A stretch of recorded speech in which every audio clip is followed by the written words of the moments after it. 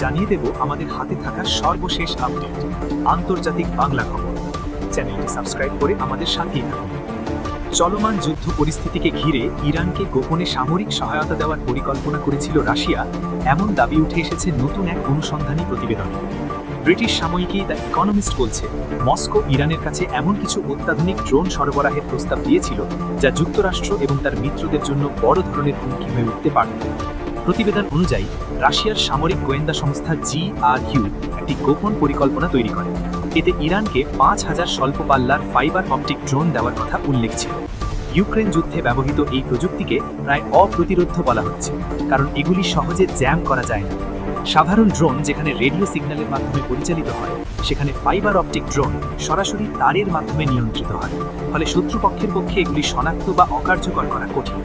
জানা গেছে এসব ড্রোন 40 কিলোমিটারের বেশি দূরত্বে নির্ভুল হামলা চালাতে সক্ষম। প্রতিবেদনে আরও বলা হয়েছে, দূরপাল্লার স্যাটেলাইট নিয়ন্ত্রিত ড্রোন এবং সেগুলি পরিচালনার প্রশিক্ষণ দেওয়ারও বিষয় পরিকল্পনায় ছিল। একই সঙ্গে স্টারলিংক টার্মিনাল সংযুক্ত ড্রোন ব্যবহারের কথাও ভাবা হচ্ছে, যা আকাশ প্রতিরক্ষা ব্যবস্থা এড়িয়ে হামলা চালাতে সক্ষম।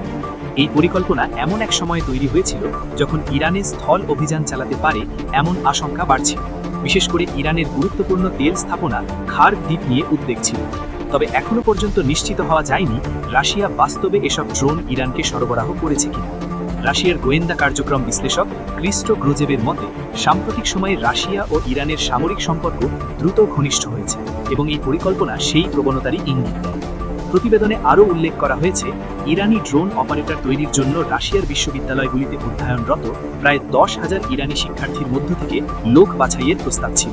পাশাপাশি তাজিক ও সিরিয়ার আলাউই সম্প্রদায়ের লোকদের অন্তর্ভুক্ত করার কথাও ভাবা হচ্ছিল। বিশ্লেষকদের মতে, এই পরিকল্পনা বাস্তবায়িত হলে মধ্যপ্রাচ্যে যুক্তরাষ্ট্র, ইসরায়েল এবং তাদের মিত্রদের জন্য নতুন নিরাপত্তা সংকট তৈরি হতে পারে। এদিকে অপারেশন সিন্ধুর, ভারতের বিরুদ্ধে পাকিস্তানকে সহায়তার কথা স্বীকার করল চীন। ভারত পাকিস্তান সাম্প্রতিক সামরিক সংঘাতের আবহে এবার বিস্ফোরক স্বীকারোক্তি বেইজিংয়ের। গত বছর কাশ্মীরের পাহেলগামে জঙ্গি হামলার জবাবে ভারতের চালানো অপারেশন সিন্ধুরের সময় পাকিস্তানি বিমান ঘাঁটিগুলোতে চীনা সমর বিশেষজ্ঞদের সরাসরি উপস্থিতির কথা প্রথমবার সরকারিভাবে মেনে নিল চীন। সাউথ চায়না মর্নিং পোস্টের প্রতিবেদন অনুযায়ী, চীনের রাষ্ট্রীয় সংবাদ মাধ্যম CCTVতে দেওয়া এক সাক্ষাৎকারে চীনা যুদ্ধবিমান নির্মাতা সংস্থা aviation industry corporation of China বা AVIC এর ইঞ্জিনিয়াররা জানিয়েছেন, যুদ্ধের উত্তপ্ত পরিস্থিতিতে তারা সশরীরে পাকিস্তানি বিমান বাহিনীকে কারিগরি সহায়তা দিচ্ছিলেন। এই প্রথম বেইজিং প্রকাশ্যে স্বীকার করল যে ভারত পাক সংঘাতের ময়দানে চীনা কর্মীরা নেপথ্য থেকে সক্রিয় ভূমিকা পালন করেছেন।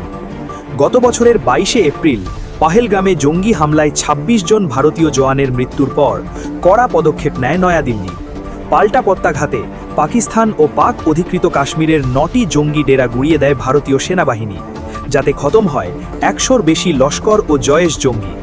সেই অভিযানের সময়কার অভিজ্ঞতা ভাগ করে নিয়ে চীনা ইঞ্জিনিয়ার ঝাং হেন জানিয়েছেন, মে মাসের সেই অসহ্য গরমে যখন সাইরেনের শব্দ আর যুদ্ধবিমানের গর্জনে আকাশ বাতাস কাঁপছিল, তখন তারা পাকিস্তানের ঘাঁটিতে বসে J-10CE যুদ্ধবিমানগুলোর কার্যক্ষমতা নিশ্চিত করছিলেন।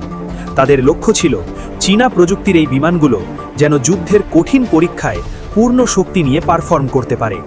অপর এক বিশেষজ্ঞ সু দার মতে, এই বিমানগুলো তাদের কাছে সন্তানের মতো, যা যুদ্ধের ময়দানে ভারতের বিরুদ্ধে অনিবার্য সাফল্য এনে দেবে বলেই তাদের বিশ্বাস ছিল। ভারতীয় সেনার পক্ষ থেকেও চীনের এই অশুভ আঁতাত নিয়ে আগে থেকেই সতর্ক করা হয়েছিল।